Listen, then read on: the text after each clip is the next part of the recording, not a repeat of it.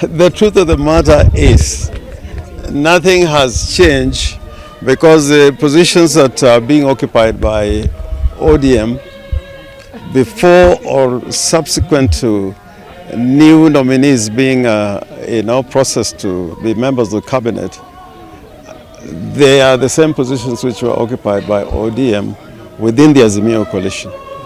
The seats that were retained for the other political parties within the coalition, including Wiper, including Jubilee, those have remained intact, and there has been no change whatsoever.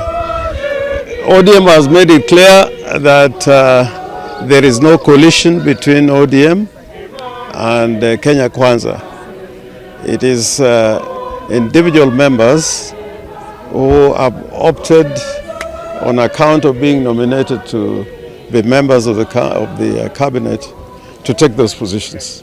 So ODM, as part of the coalition, remains part of the minority party within the National Assembly and in the Senate. One must always remember that within the coalition, ODM is by far the largest party. It has got the largest stake within the opposition coalition, within the National Assembly and the Senate. Now, if you look at the rules of the National Assembly, the standing orders, and those of the Senate, nomination in terms of seats on both sides of the House depends on the size of the political party.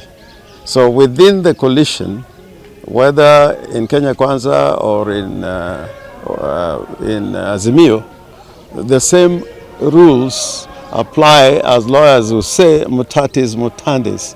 What is applied within the National Assembly and the Senate prevail upon the manner in which individual members of parties which belong to a coalition are given seats within the coalition. For example, we have also got members of the Azimio who are not parliamentary parties. Obviously, they cannot be given a slot within the leadership of the coalition, that is Azimio coalition, within Parliament. I think it's subject to discussion, but it must reflect the strengths of the political parties. And that is not only in the standing orders, it is in the Azimio instruments that brought the parties together. ODM has got to go through some restructuring, some leadership changes, obviously. But at the end of it all, Azimio, if it is not distracted, or if it does not collapse, they have to sit together. I know Raila is the party leader of Azimio, but the chairman of the council is Uhuru Kenyatta. With the membership from various political parties, they'll have to sit down and make that determination. And I think the party leader made it clear many times that the road to any type of arrangement institutionally or organizationally will depend on the preconditions. They are the condition precedent. That includes release of those who are arrested for the demonstrations last year and this year, and the prosecutions must not be continued, and other issues that relate to dealing with cost of living. The other issues that under NADCO, you remember Kenya Kwanza was not very enthusiastic in addressing those issues. That is the pathway towards some structural discussion between any side of the political formations. But otherwise, without these preconditions being met, it is difficult to say that any organizational or structural process is going to be undertaken. Popularity of governors within their counties, I don't think it was performance-based, but one would not be popular or unpopular if, let's say, the person who is popular is not meeting the demands by the electorate. Similarly, if you're meeting the demands of the electorate, you become popular. I am happy that in the assessment in terms of the popularity of individual governors, me included, we are at number 5, which is not a bad number out of 47, but our hope is that we'll rise to the top.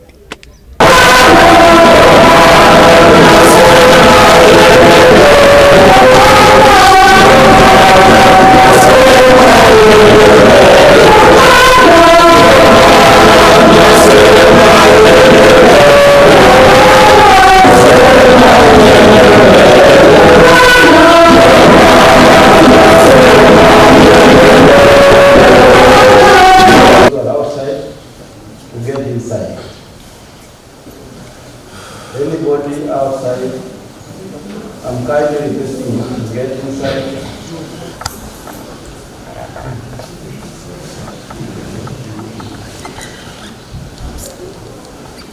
Secondly, I would like to see that diary ball.